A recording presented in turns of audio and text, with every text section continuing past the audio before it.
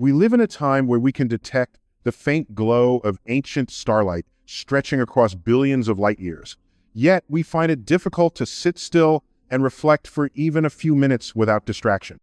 That is the great irony of modern civilization. As our instruments extend farther into the cosmos, our inner compass grows less stable. Our satellites perform orbital ballet with atomic precision, transmitting torrents of data across the globe. Yet down here, on the surface of our pale blue dot, emotional dissonance and cognitive fatigue have become the new baseline of human life. Isn't it curious that the species capable of decoding the cosmic microwave background still struggles to decode itself? And now, something unexpected is unfolding. In recent months, Earth's magnetic field experienced a disturbance so abrupt and intense that even our most advanced monitoring systems hesitated to interpret it. No solar flare, no visible coronal mass ejection, just a sudden, silent deviation in anomalous pulse in the planet's magnetic signature, almost as if the cosmos whispered in a dialect of physics we haven't yet fully translated. This isn't science fiction. This is science not yet explained. To most, it may seem like a mere blip in what we call space weather. But for scientists attuned to long-range pattern solar cycles, geomagnetic flux, atmospheric coupling, this was a deviation worthy of attention. Not because it was supernatural, but because it was unpredicted. And unpredicted phenomena in a universe of patterns, that's where real discovery begins. What's most compelling is not the storm itself, but how much it exposes the edges of our understanding. For all our instruments and equations, we still navigate the cosmos with models built from limited data. And the universe, in all its silent grandeur, has a habit of humbling us. It doesn't owe us predictability. It offers complexity, and every now and then, it sends a jolt through our certainty, reminding us that nature writes the rules, not us. We live in a time where we can detect the faint echo of starlight traveling across billions of light years, yet we struggle to spend a quiet moment alone with our own thoughts. That, in itself, is a cosmic irony. As our instruments extend their reach into the farthest corners of the universe, mapping exoplanets, decoding cosmic microwave relics, measuring the gravitational murmurs of colliding black hole-sir emotional architecture here on Earth, seems increasingly fragile. We've achieved a mastery of external systems while neglecting the internal ones. Our satellites maintain orbits with sub-millimeter precision, while our attention spans spiraling chaos. Our computers run simulations of supernovae, while many of us cannot simulate stillness for 10 uninterrupted minutes. That dissonance between outer progress and inner turbulence is not just psychological, it is symptomatic of something deeper, an evolutionary imbalance between what we know and how we live. And now, something unusual has occurred. Earth's magnetic field of protective envelope, shaped by planetary spin and solar windex, experienced a sudden, unaccounted-for anomaly. No flare, no coronal mass ejection, no visible outburst from the sun to serve as a usual suspect. Just a quiet, sharp deviation in the geomagnetic recorders. If the cosmos exhaled through a language we've not yet learned to decipher. Some may dismiss it as space weather, a statistical outlier in a field of noise. But science thrives on outliers. Because when reality defies our predictions, it doesn't mean the universe is broken. It means our model is. And in that space between what we expect and what occurs, discovery happens. For all our scientific advances, we remain humbled by how much remains unmeasured, how many variables remain uncaptured. We live under the illusion that we've decoded the cosmos, when in fact we've only scratched the surface of its complexity. The laws of physics don't adjust to our confidence. They persist in silence, awaiting our maturity as observers. And this recent event, this strange magnetic ripple, was not merely an astronomical occurrence, it was a mirror. A mirror held up to the limitations of our understanding, to the arrogance of certainty, and to the thrilling reminder that the universe still has surprises left. There are theories, of course. Some suggest a stealth eruption from the far side of the sun, one that escaped our instruments like a cough caught between the frames of a time-lapse. Others postulate that the energy may not have come from our solar neighborhood at all. A burst from deep space, perhaps gamma radiation, interstellar flux, or an energetic pulse from a region of space we've yet to define. And while these ideas seem speculative, the speculation itself is a sign of progress. Because science doesn't grow by confirming what we already know, expands by confronting what we don't. The most compelling questions emerge not from certainty, but from anomaly. And this magnetic anomaly invites the most important question of all: what else might we be missing? Let's not drift into mysticism, nor retreat into reductionism. The mystery here does not lie in the stars alone, but in the intersection between cosmic motion and human experience. Because while Earth's magnetic field may be invisible, it is no less real. It wraps around us like an energetic exoskeleton, shielding us from radiation, guiding migratory life, interacting subtly with our biology. And we, too, are electromagnetic creatures. Your heart generates a field, your brain oscillates with charge, your entire nervous system is a symphony of electrical patterns, fluid, dynamic, and deeply sensitive to environmental change. When the planet trembles, it's not unreasonable to think that we might tremble too. You've likely felt it, perhaps without even knowing what it was. The sleep that no longer restores. The restlessness that arrives without cause. The spike of insight or sudden agitation, as if the mind received an unannounced transmission. These aren't metaphysical claims, they're physiological observations. Studies in chronobiology, biophysics, and geomagnetic sensitivity have already begun mapping the subtle dance between planetary forces and human rhythms. The connection is not imaginary, it's measurable. The Earth vibrates, and so do we. But here's where it becomes even more provocative. We tend to see ourselves as separate from nature, as if human experience is unfolding in a vacuum. But what if we are not merely reacting to these forces? What if we are participating in them? The magnetosphere is not just a shield, it's a dynamic, oscillating field influenced not only by solar winds, but by Earth's own resonances and, just maybe, by our collective state of consciousness. It sounds radical until you remember consciousness, like gravity or light, is a phenomenon we still barely understand. And in that gap of understanding lives a frontier worthy of exploration, not with superstition, but with curiosity. So, instead of asking whether this magnetic wave is good or bad, helpful or harmful, let us ask a more refined question. What does it reveal about us? Because all throughout nature, growth begins with disruption. Stars are born in collapse. Crystals form under pressure. Evolution favors adaptability, not comfort. And if this moment, this tremor in the planet's electromagnetic pulse signaling anything, it may be that something is shifting, not just out there in the cosmos, but in here, within us. Throughout history, the most profound shifts in human understanding have emerged not in times of ease, but in moments of disruption. The Renaissance rose from the intellectual ashes of the Dark Ages. The Enlightenment followed centuries of dogma and war. Every time our worldview has expanded, it has been preceded by instabilia, collapse of the known that creates space for the possible. Perhaps this is what we're sensing now. Not catastrophe, but recalibration. A global unease not as a symptom of decline, but as the early vibration of an evolutionary pivot. We often look to the skies for signs of progressed telescopes mapping galaxies, probes sent to other planets, sensors watching solar cycles, but the real leap may be unfolding in the human psyche itself. Not in what we build, but in how we think. The challenge is that transformation rarely feels like progress. It feels like discomfort. It feels like shedding skin, like a system under stress. Biology confirms this. In nature, growth isn't graceful, it's often violent, erratic, unpredictable. A forest fire appears destructive, but it clears the way for biodiversity. Cellular mutation sounds ominous, but it's also how adaptation happens. And at the level of human consciousness, discomfort may well be the signal that we are in transition. A transition not to a mythic destiny, but to a more integrated awareness of how deeply entangled we are with the planet, the cosmos, and each other. This brings us to a vital distinction.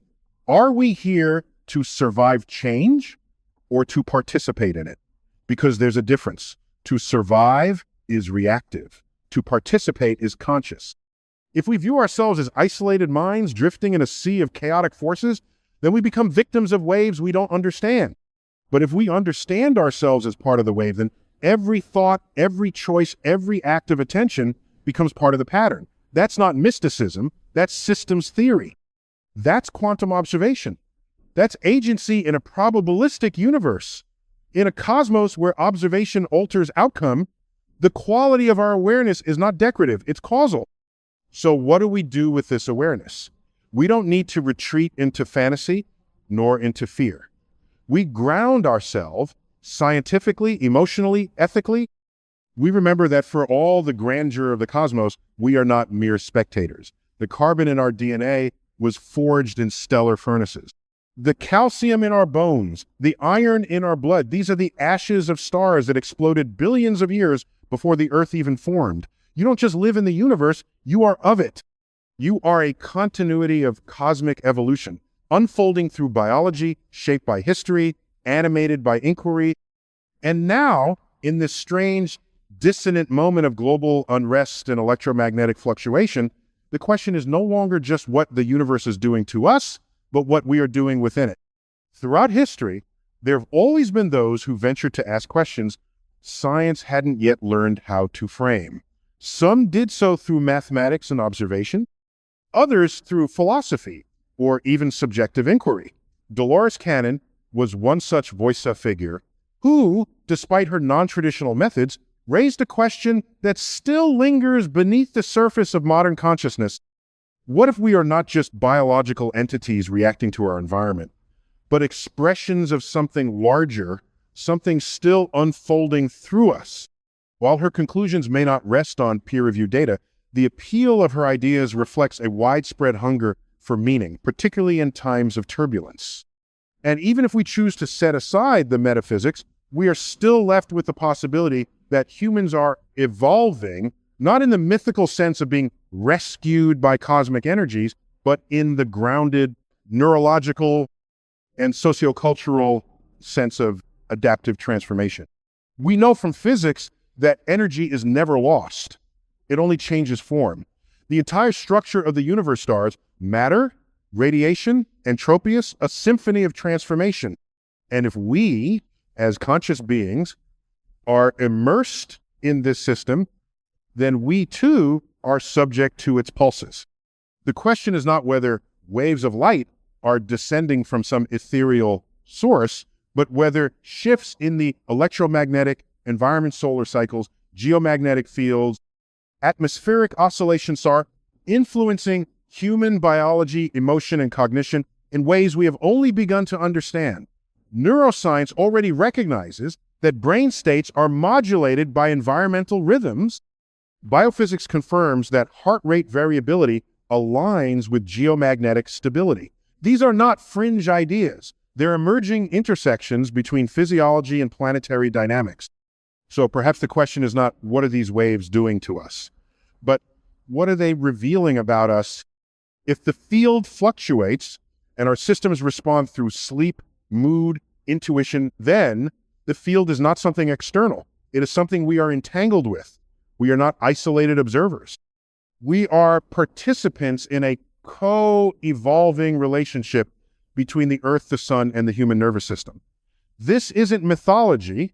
This is the frontier of integrative science. And if it turns out that our capacity for attention, compassion, awareness, and coherence increases as we learn to align with these rhythms, then maybe the so-called preparation is not about being lifted by something outside of us, but about learning to stabilize what's already within us. Learning to self-regulate in an increasingly turbulent world. Learning to respond, not just react. Learning to embody a planetary intelligence that has perhaps been quietly building across generations of experience and discovery, the frontier we so often imagine as distant etched in starlight and redshift is in many ways closer than we think. Because while our telescopes peer into the past of galaxies and our probes sail toward distant moons, the most profound exploration may lie within the neural architecture of the human mind and the moral compass of our collective behavior. It's easy to scan for cosmic events, and catalog solar flares. But far more challenging to observe our Sylvesto, examine how we interpret, how we respond, how we make meaning in the face of disruption. The gravitational pull of distraction, fear, and emotional volatility has become so normalized that we forget awareness is a tool of navigation just as powerful as any spacecraft. And right now, as electromagnetic conditions around our planet shift in ways that are subtle but measurable, our task is not to flee from uncertainty, but to understand what kind of system we have become and what kind of system we are becoming. You don't need a belief system to feel the pressure. You only need to observe. Observe the fatigue that doesn't map to workload, the anxiety that doesn't trace to immediate cause, the strange polarity of insight and overwhelm, awakening and confusion. These aren't supernatural symptoms. They're indicators of a nervous system under novel stimuli that emerge from both environmental input and cultural saturation. We are simultaneously hyperconnected and emotionally disoriented, informed yet unmoored. And the more we push against this dissonance with distraction and denial, the more it persists. But when we pause long enough to feel it not interpret, but simply witness it, becomes a signal, a kind of biofeedback from the planet to the organism. A message without words, asking not for panic, but for recalibration. The notion that consciousness is separate from the cosmos is a byproduct of outdated thinking. We now understand that the atoms of your body were synthesized in stellar furnaces, that your breath contains the molecules exhaled by ancient trees, that your heartbeat is entrained by rhythms older than civilization itself. You are not above nature. You are a function of it. A node in the vast dynamic network of thermodynamics, biology, and cosmic inheritance. And when that network shifts, it is reasonable to ask how the signal propagates through you. Because if everything vibrates and physics tells us it does, then coherence is not just an aesthetic goal, but a physical state. A state in which systems align, entrain, and stabilize. This is not mysticism. This is wave mechanics. It is how pendulums synchronize, how birds flock, how neurons fire in harmonic resonance. And when that coherence is disrupted, whether by environmental change or internal dissonance entropy increases, chaos emerges. But within that chaos, patterns still attempt to form. That's how evolution works. That's how galaxies form. That's how human systems adapt. So the real question is not whether you can avoid the turbulence, but whether you can stay coherent inside it. In a universe where everything interacts from galaxies to neurons, your mental state is not isolated. It is part of the field.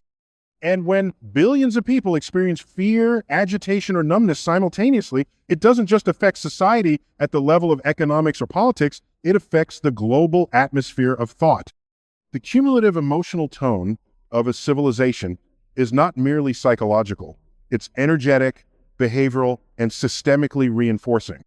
Think of it as a kind of social resonancy of field effect, shaped by shared narratives, sensory overload, and unprocessed tension.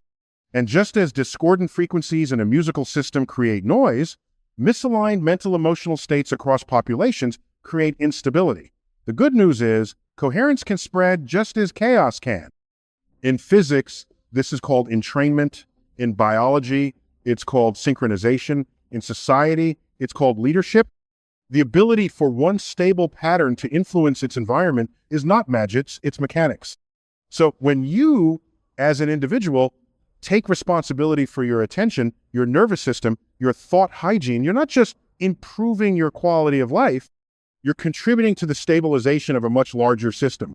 You're acting as a tuning fork. And in system science, one coherent signal can reorganize a chaotic environment, not by force, but by frequency. That's not a metaphor. That's how lasers work. That's how quantum coherence operates. That's how small shifts in local conditions can produce nonlinear change in complex systems. This is why personal regulation is not selfish, it's ecological. And responsibility in this context does not mean blame. It means responsibility. The capacity to respond intelligently to the conditions you inhabit. You are not just a consumer of reality. You are a participant in its unfolding.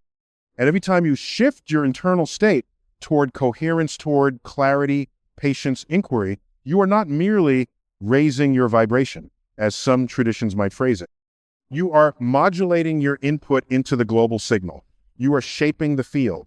And if that sounds abstract, consider how humans have already shaped the planet climate, ecosystems, data networks, even the composition of the atmosphere, all because of small, repeated behaviors across time. Why would the energetic or emotional sphere be any different? Why would the field of human experience be exempt from the laws of feedback and emergence? It's not. Which means the future isn't something that just happens. It's something we participate in moment by moment, choice by choice, coherence by coherence. The myth of separation, the idea that humans stand apart from nature, that science is distinct from spirit, that individual actions are isolated from systemic consequences eroding under the weight of data, experience, and planetary feedback. We can no longer afford the luxury of pretending that we are spectators in a universe of cause and effect. The boundaries we once believed to be firm between self and other, thought and matter, Earth and cosmos are dissolving under the scrutiny of deeper observation. Quantum physics taught us that the observer is entangled with the observed. Ecology taught us that disruption in one niche ripples across the whole web. Neuroscience is revealing that even our most personal thoughts are shaped by social and environmental input. In short, you are not separate from the system. You are embedded in it. And that means responsibility is no longer optional, it's structural. You are not just surviving the system. You are shaping it through your language, through your intention, through how you respond to information, tension, opportunity. This is the architecture of stewardship, not in some grandiose, mythical way, but in the most practical, observable sense. You are a feedback loop inside a self-regulating planet.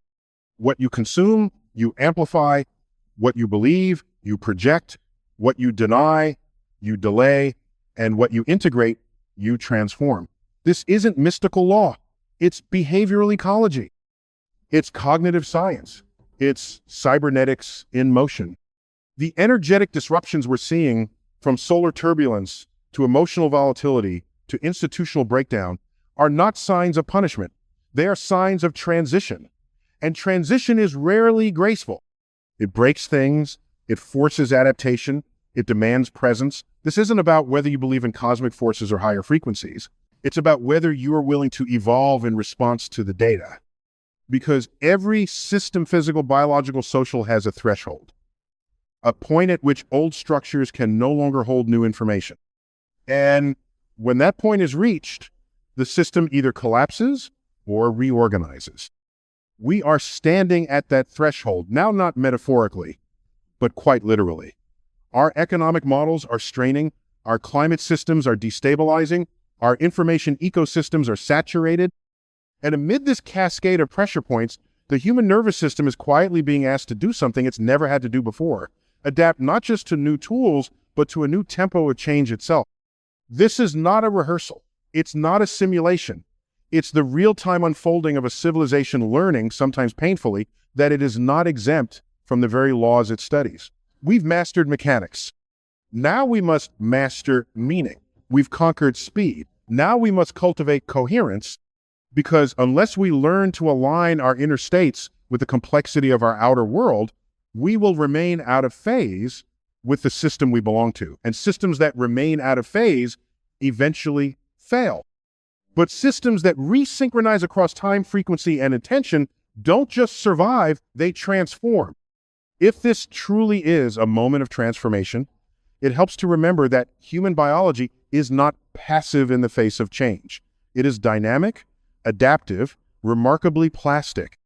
Your brain is not a static processor, it's a living network of 86 billion neurons, capable of rewiring itself in response to experience, environment, and even belief.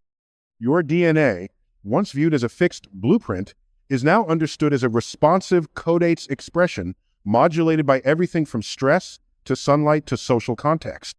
The pineal gland, nestled deep within your brain, has long been known for regulating circadian rhythms. Its sensitivity to light makes it a timekeeper for your biology, and while some speculate about more esoteric functions, what remains undeniable is this: Your body evolved to synchronize with natural cycles.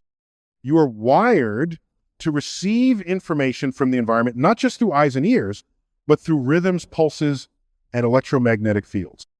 This is not mysticism. It's chronobiology. It's neuroendocrinology. It's the science of how your body speaks in frequencies, how sleep cycles, hormone cascades, immune responses, and even mood are entrained by the world around you. When the magnetic field of Earth shifts, even subtly, it's not unreasonable to consider that your nervous system, already sensitive to changes in geomagnetic activity, might also shift, not because you're fragile, but because you are exquisitely sensitive. You evolved that way. Survival favored those who could attune to storms before they came, who could sense subtle changes in pressure, in tone, in direction. And in today's world, those evolutionary instincts are not gone. They're just overloaded by signals our ancestors never had to process. Constant noise, fragmented information, artificial rhythms.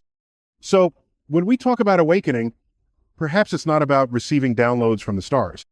Perhaps it's about removing the interferences, shedding outdated filters, quieting overstimulated circuits, and allowing the body's natural intelligence to come back online. Not through escape, but through integration, through rhythm, through attention, through coherence. Coherence, in this context, is not just an emotional buzzword, it's a measurable state of harmonization between the heart, brain, and breath. Research in neurocardiology shows that when your internal systems synchronize, performance improves, decision-making sharpens, emotional regulation stabilizes, immune function strengthens. This is not a spiritual idea. It's a physiological pattern. And the more coherent individuals you gather, the more coherent the collective field becomes. You don't need to invoke magic to be amazed. The fact that a thoughtened electrical impulse between neuron scan influence a cascade of biochemical reactions that change your immune response is astonishing enough. The fact that meditation can alter gene expression, that focused attention can reduce systemic inflammation, that gratitude, tracked on a brain scan, lights up regions associated with well-being. These are not fringe claims. They are peer-reviewed, replicated, and rigorously studied. Your biology is not resisting this moment. It's inviting you to participate in it. This moment, this confluence of planetary turbulence, emotional upheaval, and systemic reorganization is not just a phase, it's a hinge in history, a pivot point in the long, unpredictable story of a species learning to become aware of itself. We tend to view progress as linear, as something that moves forward predictably with time. But nature doesn't evolve in straight lines. It evolves in thresholds, in leaps, in tipping points. And right now, all signals suggest that we are approaching one. Our technologies are accelerating faster than our ethics. Our connectivity has outpaced our capacity for compassion. We've developed tools that reach the edge of the observable universe, yet many of us feel disoriented in our own lives. This isn't simply a mismatch between capacity and understanding, it's a crisis of coherence. We are immersed in complexity, but starved of meaning. And that's not a weakness of science, it's a challenge to expand how we apply it. Because knowledge without integration leads to fragmentation. Insight without responsibility leads to collapse. So what does it mean to wake up in this context? Not to some grand metaphysical truth, but to the observable, testable reality that we are embedded in a living system, and that system is reaching the limits of unsustainable behavior. Waking up means paying attention to patterns. It means asking better questions. It means recognizing that the micro, your thoughts, your choices, your rhythm scale, up into the macro. That how we treat each other, how we think about the future, how we structure attention itself matters. It's not enough to send rovers to Mars if we can't regulate our own nervous systems. It's not enough to sequence genomes if we can't break cycles of violence. Real progress is not the expansion of capacity alone, it's the alignment of intelligence with wisdom. And that alignment doesn't come through force, it comes through coherence, through clarity, through willingness to engage with complexity without retreating into denial or superstition. So yes, the wave is real. The energy is shifting not as some esoteric prophecy, but as a confluence of environmental, psychological, and systemic signals converging into a simple but profound truth. We must adapt, not just technologically, but biologically, emotionally, ethically. This is not a rehearsal. This is the arrival of a new kind of responsibility. Because consciousness, like light, behaves differently when observed. And now, more than ever, the universe is holding up a mirror not just to our scientific progress, but to our spiritual maturity. Not just to our capacity to measure space, but to our willingness to reflect inward. We are not just stardust. We are stardust that questions itself, that imagines, that chooses, and in those choices lies the power to transform not only our future, but our understanding of what it means to be fully, courageously awake. So here we are on a small planet, orbiting an ordinary star, in one spiral arm of a galaxy that is one of hundreds of billions in a universe that has no center and no edge. And yet, within this vast architecture of space and time, there exists the improbable phenomenon of you, of thought, of memory, of wonder. A species of primates conscious enough to question its own consciousness now stands at the intersection of crisis and opportunity, not because we are destined, but because we are capable, not because we are chosen, but because we are awake. It is easy, almost comforting to believe that we are insignificant, that in the face of galaxies and gravitational waves, what we do doesn't matter. But the more we study the universe, the more that narrative dissolves, because this universe doesn't just create stars, it creates minds, it crafts observers, and in doing so, it begins to know itself. Your brain, made of atoms forged in stellar collapse, is now asking, what is my role? And the answer is not given. It is chosen. So choose to pay attention, choose to align, choose to live not just as a consumer of energy, but as a steward of it. The magnetic storms will continue, the data will fluctuate, the systems may tremble, but through it all, you remain a node in the cosmic web small, yes, but not powerless. The coherence you cultivate is not trivial. It ripples, it entrains, it shapes. And one day, when the next species of stargazers look back at this chapter in our evolution, this time of unrest and recalibration, perhaps they won't see it as an age of collapse. Perhaps they'll see it as the moment when humanity chose to become conscious, not just of the stars, but of the space within. Because the wave is not here to overwhelm you. It is here to remind you, scientifically, poetically, undeniably, that you belong to something vast, and that something vast is becoming aware of itself through you.